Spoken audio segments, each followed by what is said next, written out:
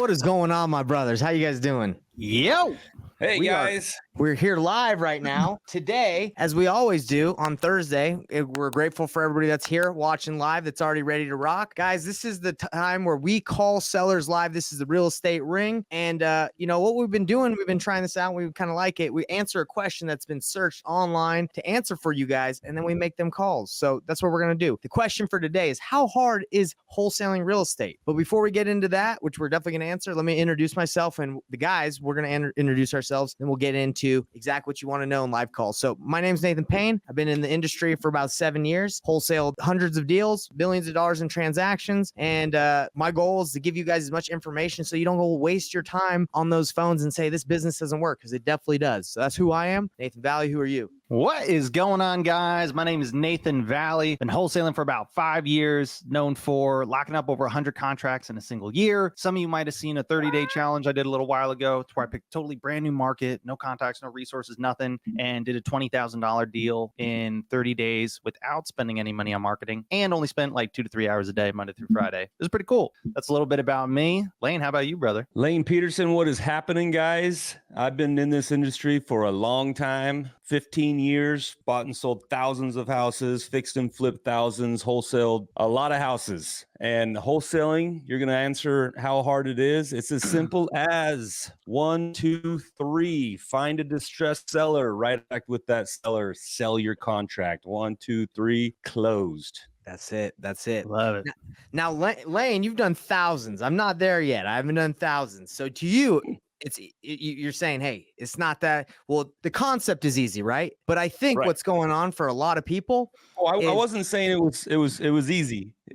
I mean, the concept is easy. Right. But look, if you guys haven't gotten started with wholesaling yet, and you're just kind of trying to figure out how it goes, the concept again is easy. Lane just said it. 1, 2, 3. You want to say it again, Lane? What is it again to wholesale a 1, deal? find a distressed seller. 2, write a contract with that seller. 3, sell your contract. Now that's simple, right? Now, the thing that I think people find difficult about wholesaling is the action part, right? The concept is easy, but they got to find the distressed seller, and they got to be able to negotiate and talk with the distressed seller. And that's where I feel like people stop, or they just say, no, this is tough. I've called like 10 people. They all said, get lost. I'm tired. This doesn't work. So what we got going on today is we're going to show you guys if it's hard or not. Okay. We got some leads to call. We're going to call some leads live, and that's what we do on the real estate ring. So let's get after it. I think doing it live will show people if it's hard or not. And we can explain the process we're taking it through, but that's what I got to say. Let's just do the work, and let's see let the people decide if they think it's hard. What do you guys think? Yeah, I know,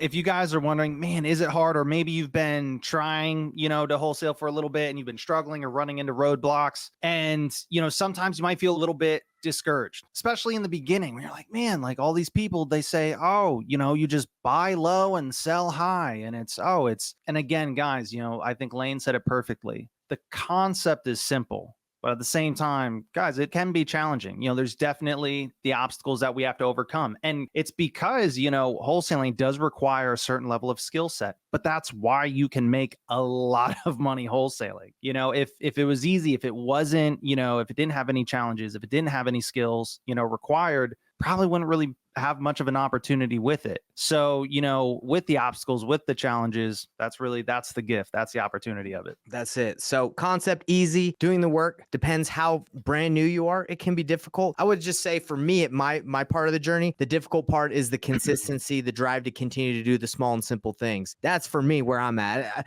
The paperwork, the negotiation, none of that at that point, like it's not hard. It's just getting to do the activity. Would you say that's true for you, Lane? You've been here for 15 years. You know what to do. What's the hardest part about it for you? The hardest part over the years that I've been doing it is just staying consistent. As long as you keep the consistency, you keep a good pulse on what's going on, because you constantly have to adapt, right? Things change all the time. A year ago, cold calling, text messaging was like the thing to do, right? Now it's like obsolete. Now it's like it doesn't work anymore. So you have to really figure out how do I pivot? How do I adapt? What do I do different to keep the lead flow going? That is the lifeline of this business, is leads. And so you always have to figure out how to keep those leads coming in and stay consistent at it. Right. And Lane, it's really interesting. So cold calling, text not hitting very much. But you know what happens when people shift off of doing that lead gen to get leads? Sometimes it opens up like another avenue for it to. So it's like mail wasn't hitting for a long time, but what happens is it goes like through waves. Then people stop and then they mail and they're like, oh, it's working. So it's an interesting industry, and I'm sure it's like that across all industries, right? I'm telling you guys, Totally smoke signals are they're coming back, baby. Smoke signals and knocking doors is actually, I've heard, I like to knock doors, and I know it works a lot on pre-foreclosures and other tight niche lists. So anyway, all right, guys. So again, how hard is wholesaling real estate? Let's show you. And by the way, guys, we try to break down these calls into like sales training style. So we're going to break down the calls, explain to you what Lane's doing, what he's doing good, what he could work on. Same Nathan, when he calls or I call, we always break it down. Lane usually takes the calls because he's just a beast, and we love to just watch him. But yeah, so that's what we're going to do. So stay tuned to see how hard it is, and you might learn something great to how to improve your sales skills from watching us do it. You guys got anything you want to say before we Lane starts dialing? Yeah, I don't mind being the punching bag. You guys just critique me, beat me up, see what happens. No, bro, Man, you did great. Don't you think after like 15 years that don't you think you earned like some seniority or something? You should be beating up on like the younger guys. So. I would think so, but it doesn't seem to happen. You should be beating us up, dude. All right, I'm going to call Vicky. Vicky, these are all inbound leads again. We talk about that each week, right? There's a difference between inbound and outbound leads. These people are coming to me, telling me that they want to sell their home. There's some sort of reason why they're filling out a web form or a Facebook ad and sending me their information. It's inbound, right? It's not outbound. Outbound is cold calling, text messaging, where I'm reaching out trying to find a distressed seller. So these are all inbound. Yeah, and while he's quality lead, but much more expensive. Right. And as Lane dials that in there, I want to just say inbound is not where I think newbies or new people the industry should start, because it's expensive. And if you don't if you don't close a couple of those, you could be in a hole. That's why a lot of people like to go doing the activities that don't cost that much, like driving for dollars, calling themselves, texting, knocking doors, flyers, mailers, like to niche lists, right? But you do it to a giant big list, be careful. Anyway, let's go, Lane. Let's get it. You're going to see how saucy this is. Are we going to get a hold of him or not? Hello, Vicky. Yes. Vicky, hi. My name is Lane. I am calling about the property you sent over to us that you're looking to sell on San Robar. Yes. And which company are you with? I am with 123 Close. You filled out some information on one of our sites online. I did. I'm just making sure, because you're not the only one that I just want to make sure I get the person with the right company. Totally understand. Good to hear. I don't blame you. I would be reaching out to multiple companies too. You always want multiple offers. Right. Well, Vicky, as I'm getting your property pulled up, a good time? Yes. Okay. As I'm getting your property pulled up here, tell me a little bit about what you got going on there. It's a 4-bedroom, 3-bath, has a garage. We have there's a carport, and I have some storage sheds in the back that I probably have to sell. I don't think that that's part of what y'all do. I don't know. I've only been doing this for maybe the last 45 minutes. So. Oh, okay. Gotcha. Yeah, I have appointments for people, but I guess because it's so late in the afternoon, I saw you're actually calling from Florida. Yeah. So I'm actually calling you from a different state in Arizona, but that's where we make all of our calls from. So it's a little bit earlier here, but we have boots on the ground there in that area of where you're at. Well, yeah, because they're just making appointments because I guess everybody's gone. But anyways, the house is in foreclosure. So I just can't. I was raised in this house with my parents, and they both have passed, and my brother passed. My mother and my brother passed in the same year, and I've got to get out from underneath it. Okay. So I think once. So when you say it's in foreclosure, is there a date? Is there an auction date already set? Yes, the 28th of August. Okay, so right around the corner. 3 weeks. Have you had any communication with the trustee or with the bank to see if they would entertain a postponement if you got an offer? No, I didn't know that that's something I could do. Yeah, you can reach out to them, get a hold of it's mostly the trustee who you need to talk with. That's who's been sending you the paperwork, and just talk with them and be like, hey, I'm expecting an offer to come in. Can I get a postponement, an extra 30? And usually they're pretty good about at least giving you another 30 days. And I can help you through that process. We deal with it all the time. Okay. So it's just the trustee that I need to contact and try to get postponement for 30 days. Yeah. And they might want to see an actual offer in hand. That would help a lot to be able to do that. Okay.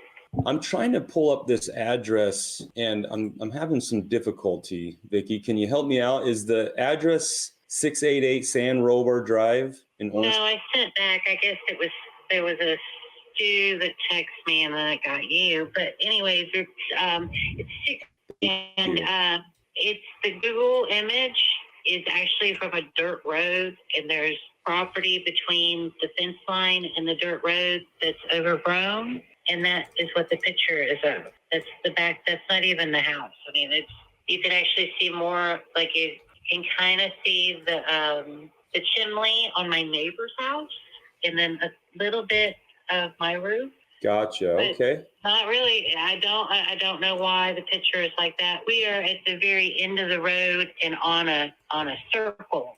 So I think there was an issue. Well, we won't go off of that Google picture and hold you to it. That's for sure. Okay. Tell me.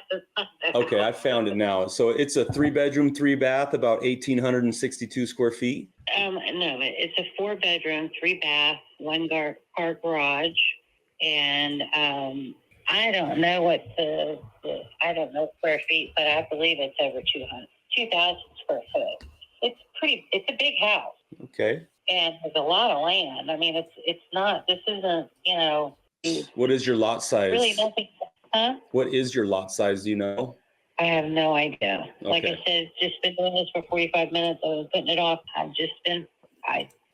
It's very difficult. Yeah, no, I understand, Vicki. I'm here to help. I promise you that. We deal with this all the time and we can help. I've been buying real estate for the last 15 years. I've dealt a lot with foreclosures. I understand the process. I understand how to communicate with the trustee and the bank. So I'm here to help. So you are under a time crunch. That's for sure. There's, you can't get around that. So we would need to move quickly. Like in your best case scenario, what are you hoping for?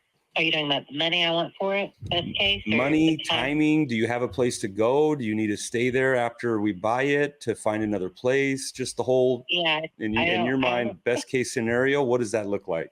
I don't even know. I just know I need to sell the house. I don't have a clue. My whole family has died and they died out of this house. So that's why I'm probably where I am, because there's just nobody and I've just completely shut down. But I've gotten offers.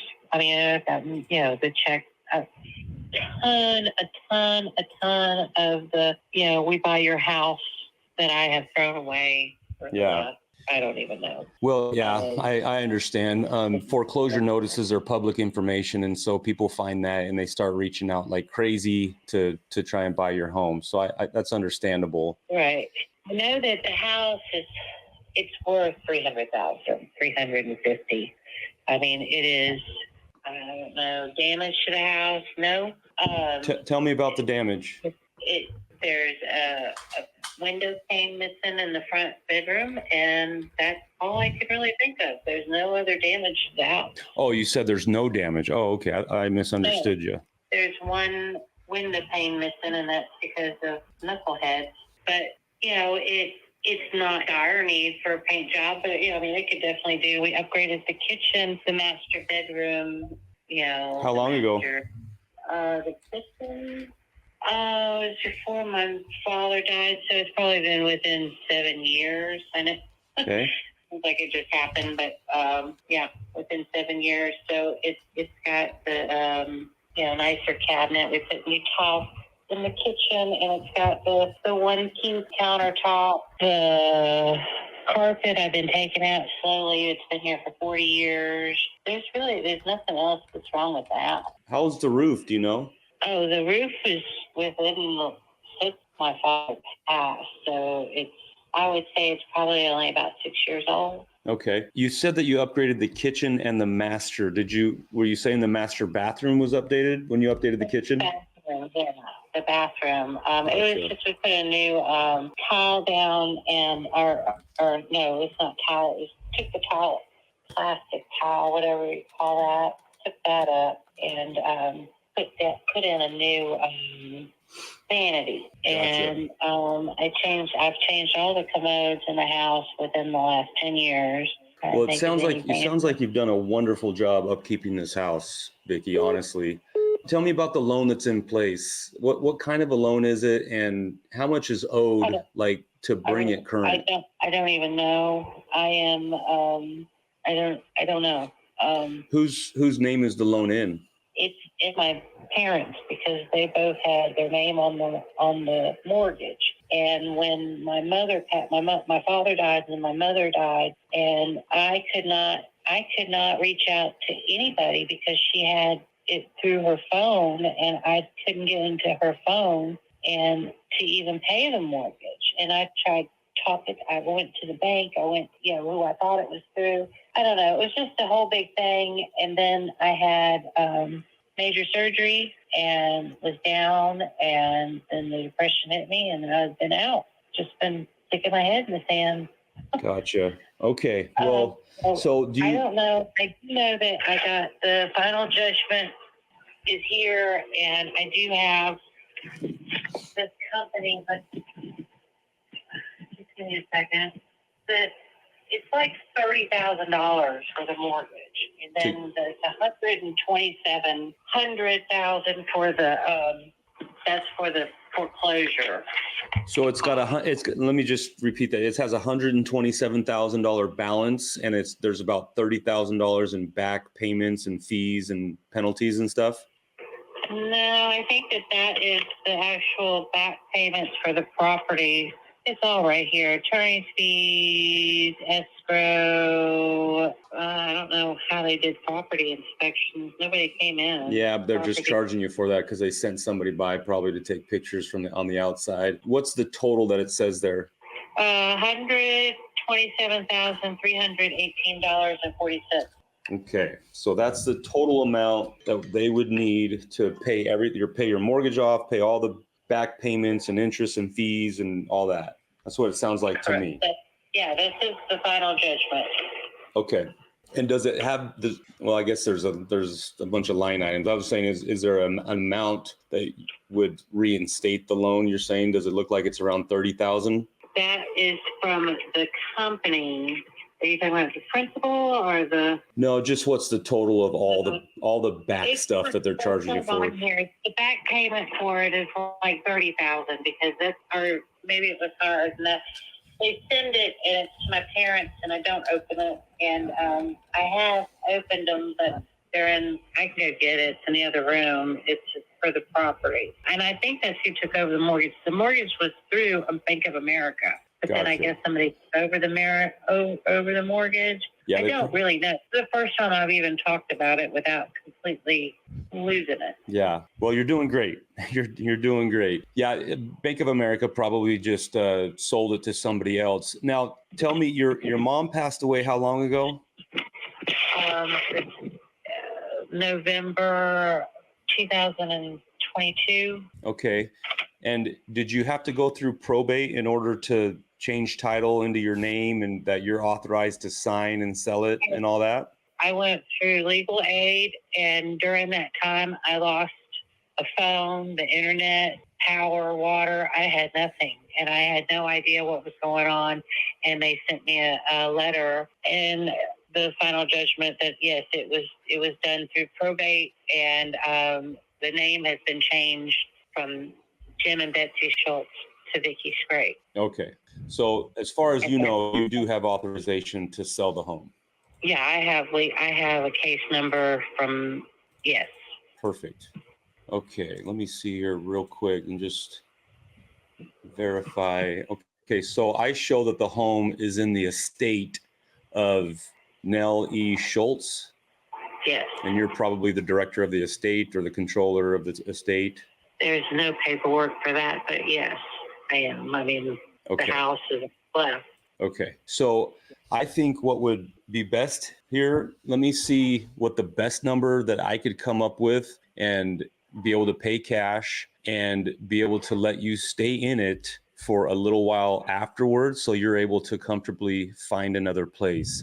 I know that I can get that proved, like without even talking to my office, for 30 days. So say, if I can come in here and get this closed before the foreclosure date, I could give you another 30 days to remain in the home to be able to find something else. Is that doable? Is that something you think is fair?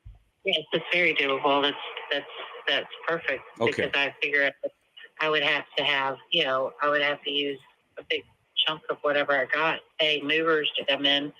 Yeah. And move it all as fast as they could. I mean, there's been 15 people that lived in this house. I'm just buried in it. And that's understandable. You've been there a long time. So let me ask you this. Total that is owed is $127,300. How much are you needing or hoping to get on top of that? I want as close to 300 as possible. Okay. I mean, the houses are going for 400 around here. And there is a ton of, and the house that went around the corner from us, and it was right under 400, doesn't have half of the yards that we have. How long ago was that? Do you know? I think I talked with my other neighbor. It was around last December. I think that's when it was sold. Okay. Or maybe, I don't know. That's when I talked to the neighbor about what they sold it for, and the last time I did anything. Okay. Well, I'm looking right now. I'm looking at all the stuff that is sold in the last 6 months, and I'm only going back 6 months because that's all an appraiser is going to do. Anything past 6 months is no longer, a comparable anymore, because that's just too long. And I don't see anything that is sold over 400. It's all like what you said in the beginning, in the mid threes. Yeah, it was sold right under 400. Yeah, the highest one I see is 385, and it was almost 3,000 square feet, so quite a bit bigger. So I think your initial number was accurate in the mid threes of what this thing is worth if it's all fully updated and turnkey. Right. And somebody comes in here and does the updating. Yeah, that's with new paint on it. I understand that. I do.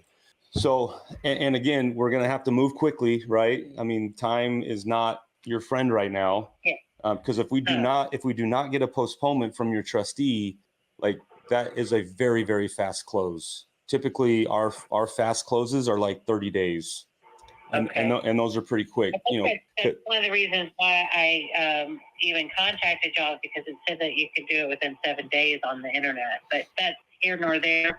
I understand you can only do what you can do. I have, this is not something that I want, but it's something that I have to do, or I'm just going to be, they're going to put me to the curb with nothing. Yeah. Well, we're here to make sure that does not happen, Vicky. So let me just kind of tell you, without seeing it, kind of where I would be, and if the title company can get done within, 14 days, 7 days, we can close it that quick. A lot of the delay that happens is with the title work. We have to open escrow with the title company. They run to make sure I can get title insurance, make sure that loan is paid off. It just takes a little bit of time, which is a lot of it is out of our control, right? Sure. Sorry, I'm just kind of crunching some numbers here to kind of tell you where we would be with this, with all this information in mind and the condition that it's in. We could probably be right around 230,000. 230 to 235, and that is a quick close. We're going to pay all the costs, so that's a net number to you. So after your mortgage is paid off, which if that's all correct, if it's 127,300, you will walk with about $104,000. I see. Okay, so all right. Is that something you want to do, Vicky? Well, I have all these other people that are coming. I have Monday appointments, and I guess I need to talk to the trustee. I have to do that. Start trying to get a hold of them first thing in the morning. As far as I would recommend doing that. Get a hold of them as fast as you can. Right. And as far as meeting with all your other people, you do what you need to do. I'm just telling you, my offer is good today. I know that I can get that approved. We're buying houses every single day. So come Monday, I'm not going to know if my offer is still good. I might have bought 3 other houses and spent a lot of our money, and now our money for the month is kind of running up. And I know that with our budget and everything, I can get that approved today. and maybe obviously you don't have to sign it today, but if we could get it signed before the weekend, I know that I could press forward and get involved and help stop the foreclosure with your trustee. Okay. Well, like I said, this is the very first time that I've talked to somebody, so I really can't commit. I have to do a due diligence and at least talk to other people. Totally understandable. And if you can't do it on Monday, you can't do it on Monday. It wasn't meant to be. Yeah. Well, I would recommend this is just a simple recommendation. Tomorrow's Friday, right? And you have the whole weekend. Whoever you have an appointment with on Monday, I'd give them a call and just say, hey, I'm up against the clock here. Can you get out here any sooner? Can you kind of give me numbers over the phone? Try and filter out as many of these people as you can so that we can meet this timetable is what I'm saying. Does that make sense? I just can't them because I'm pressed for time. Yeah. Okay. You're right. I don't need to wait. I need to have an offer. I need to make my decision by Monday at the latest. Yeah, I would really try and I would hope you can have a decision by tomorrow end of day so we could open escrow on Monday morning and start that process right away. Whether it's me or whether it's somebody else, Vicky, honestly, I'm just shooting you straight. I know how, things can get delayed when you open escrow and the title company takes a little bit longer to get the payoff from your lender and that delays things. I see it all the time. You're talking complete foreign language. Sorry about that. Anything about, I know these words that you're saying, and I know enough to get into big trouble. Yeah. Sorry about that. Yeah. I've never done anything like this, and I'm scared. I don't know what I'm doing. So, I just need to educate myself, and I thank you very much for telling me about the trustee. I will try to contact them. Well, I'll start trying to contact them now. Awesome. Well, Vicky, I'm here to help. I'm completely here to help. We do this all the time. We save people from actually going to the foreclosure. And because at the end of the day, if it does sell at the trustee sale and it's bought by a third party, like by an investor, they're going to come knocking and they're going to want to get the house vacated and get you on your way. And this way at least we put a lot of money in your pocket, and we're able to let you stay there for another 30 days. So whatever you need, I'm here to help. Do you have... Okay. Your name is Lane, right? My name is Lane, yes. And your last name? Peterson, Lane Peterson. I can't see. Hold on a second. My eyes is all watered up. Okay, Peterson. And do you have a number I need to contact you, or you just contact me back? This number that I called you on is the best number to get me at. If you want, I can text it to you when we hang up here. No, I got it right here. It's 321-234. Okay. Awesome. Hey, Vicky, is there anything that I can do to help you with your due diligence that you are saying you need to do? I don't know. I don't think so. I've just got to find the trustee. I have to find my glasses. Can't read this. Hey, when we hang up here, do me a favor and take a picture of that statement that you just read off to me. And if you could just text it to me. The statement? What? Yeah, you read off the numbers from your last statement. Oh yeah, from the foreclosure notice. Yeah. If you could take a picture of that and send it to me, I'd like to look at it. It's a judgment. It's a couple of pages long, but you want just the nitty gritty of it, the numbers. Yeah, I'd love to look at it. Okay. Okay, Vicky, call me, text me, whatever you need, any questions you have. We got to get moving. So let me know how I can help. Okay, thank you, Lane. Thank you, Vicky. All right. Great bye. talking to you. Poor lady. Boom. Poor lady. Look, that was a master class, everybody. As I'm writing down what questions you need to ask to someone that's going through pre-foreclosure. That was amazing. Great job. and just to like kind of bring it back to where we started this episode at, guys, is wholesaling hard. This is what you deal with on a daily basis, day in, day out. Like this isn't. Yeah, it's not like, just, hey, here's my offer. You want it or not? That's not how it goes. And guys, these are people's lives. It's important. If you guys have been hesitant to take action, look, I get it. It's because it's a big deal, right? These are people's homes. These are people's lives. You do need to know what you're doing, to get into it, or at least be working with somebody who does. And it's really, really important, because the thing is, in the seller here, Vicky's situation, if she goes with somebody that doesn't know what they're doing, right? Just some person who just, they want to get their first deal, and they give a high number because they want to get a contract or whatever, and she doesn't sell that home in time, she gets screwed. Nothing. Yeah. So Lane, let's talk about the objection that you got hit with, that it stumps everybody. And I saw the strategy that you did, and so let's talk about it, because I am curious, and I think this is something that I'm always trying to improve on. Is that cool if we dive into something? Heck yeah, let's do it. So let's dive in. So she basically said, "Hey, I can't accept your offer right now," right? And she says, "I have other people that are coming on Monday." Now that's a tough one. That's a tough one to overcome when they're already got appointments going on. You said, "Hey, I don't know if my offer will be good by then." In my opinion, that is not to rock you, Lane, but that's just, for me, I've just never found that to work, unless, you've been doing this for forever. So that usually doesn't work. I feel like that creates, like, they don't feel comfortable, and they're like, well, I don't have to make it. She kind of pushed back on you. She's like, well, if it doesn't happen by then, it doesn't happen by then. Yeah. So, So is that a strategy you like to use, and does it work a lot, or what are your opinions? This one, I knew I wasn't going to get a contract today. It was more to put urgency on her to get those other people out there.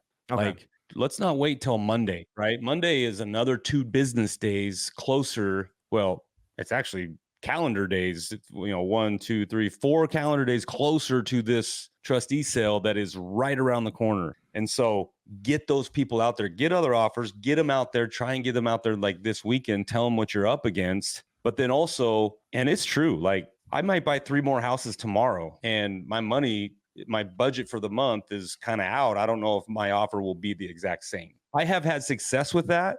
Okay.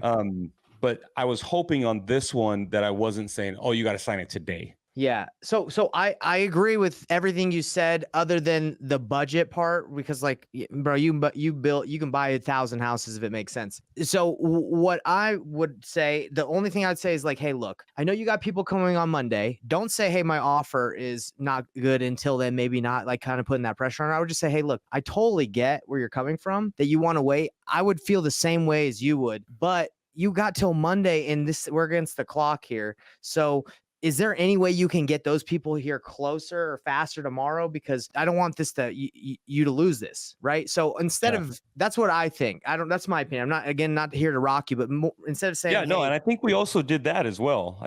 You did. Yeah. I'm just saying, when you take out the portion of, it's like, I don't know if my offer will be good by then. I'm just telling you, I just didn't think that was necessary. And I think it's good to just be like, hey, I get it. I'd want to get as many people through here as possible, but can you get them here faster? That's just me. I don't know, Nate, if you have an opinion. I probably would have done the same as you, Lane, but that's a really tough one when there's a lot of investors coming through. You want to put the pressure, but at the same time, you're like, I don't know if I want to anyway, it's a tough thing to juggle. So great job, Lane. Just giving you my opinion. No, love it. One big thing to take away, guys, is there's 3 of us on this call here, and you'll get 3 different answers, and all 3 of us close deals, right? So just keep that in mind. There's more than one way to skin a cat, right? And a lot kind of comes down to personal preference. What I've found works well for me, which is kind of funny, it's like a hybrid of what both of you are talking about. So for me in the conversation, and guys, it's very easy to, like, Sunday night quarterback it and talk like, oh, here's all the exact things we can do. Guys, we make mistakes all the time when you're live in the game on the call, right? Guys, I don't care who you're going to slip up. You're going to forget to ask a question. You're going to do something. I do it all the time. Right. So in a perfect world, when everything's going perfectly, what I like to do is I always like to ask, when are you looking to make a decision by? Well, I have someone coming out Monday. Okay, got it. So it sounds like no matter what, like, you're not going to make a decision no matter what until after then, right? Perfect. And she might say yes, she might say no, right? And then I might ask another question to find out, well, hey, what would make you say yes, before that, or anything. A lot of times people say nothing. Like, there's nothing that would make me sign sooner, because I just need somebody else, like a second opinion, so that I can have something to compare it to, which is fine. with giving my offer, I personally like to ask questions until they tell me what kind of the perfect offer is for them, which you did a really good job, right? With the 30 days, staying after, whatnot. And guys, that's how you can compete with other people, right? You create a custom offer for that specific seller. Because that other guy, that other wholesaler she meets on Monday, he might have a higher price, but he might have not asked the other questions. He might have not, might not have the 30 days. The other areas to where we can add value to the seller. And Lane might win the deal and be at a lower price because he made the perfect offer for the seller. And Lane showed his expertise too. Trust is huge. So if she meets some wholesalers like, well, I can do 350, she might be like, I don't know if I trust this guy. So that's a big part of it. Back to what I like to do, the hybrid. So the hybrid of what I do with sellers is right as, hey, when you look to make a decision by, if they're like, oh, well, for the right offer, I'm ready to make a decision today or whatever. I say, okay, got it.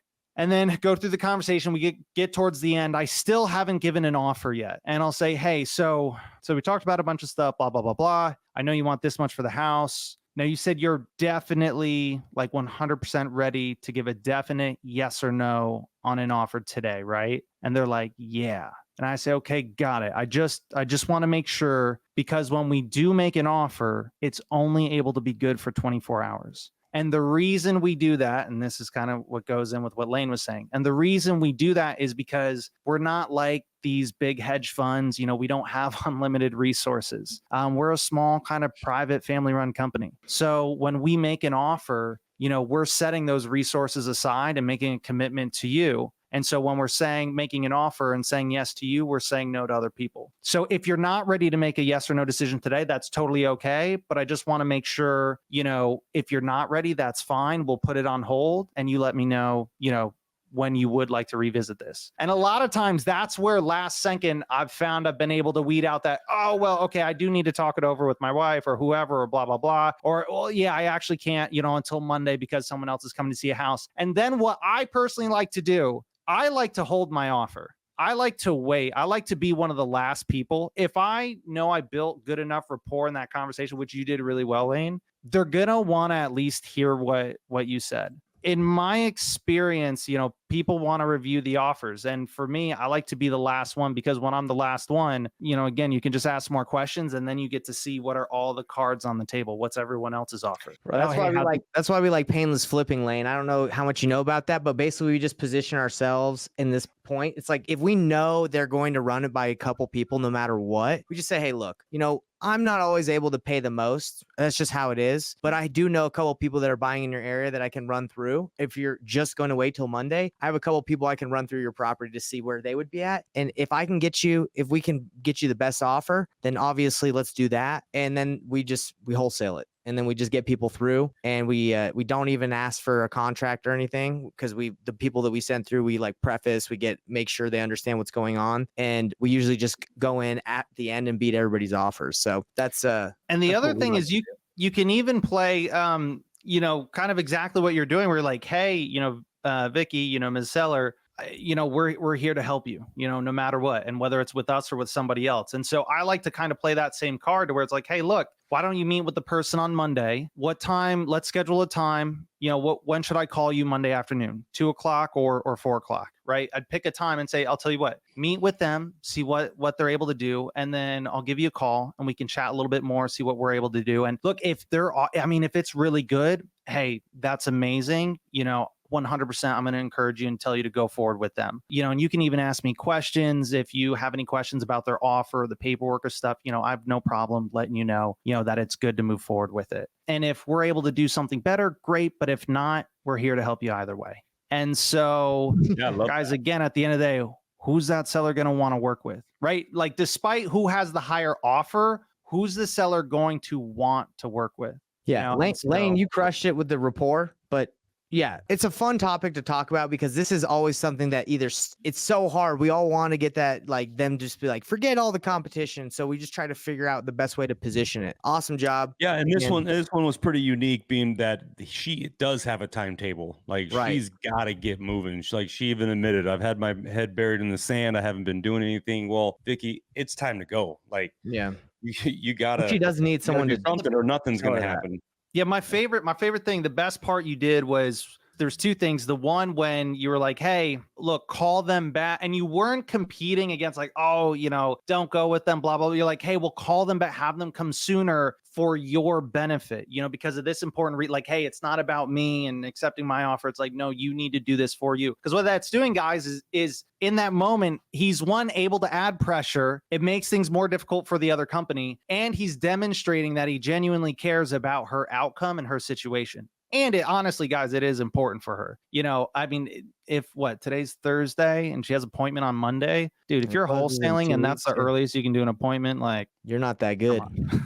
Dude, I always if they could only meet on weekends, I will take it every single time, because there's a lot of wholesalers that won't. And so you're the one getting that appointment. And in this 100%. Lane, this is a deal. Like this is a great opportunity. So for sure, this is our optimal client right here. Yeah, this is what you're looking for. So when I tell people, our clients that we work with, like our students and stuff of our program, this is what pre-foreclosure does. A lot of people, unfortunately, pass away. They're not able to make the payments. It stacks up. Like this is who we help. And Lane can push the sale date back. He can give her an extra 30 days. Like these are things that she's not going to really get if she lists it on the MLS. That's not an option. That's not an option. So great job, Lane. Again, great job. I would call her back tomorrow. Personally, I would call her back tomorrow and just say, hey, look, I just want to check in on you. I'm kind of worried about the situation. I want to make sure you're handling it and getting to it as fast as possible, so you have enough time. And then I would just kind of test it.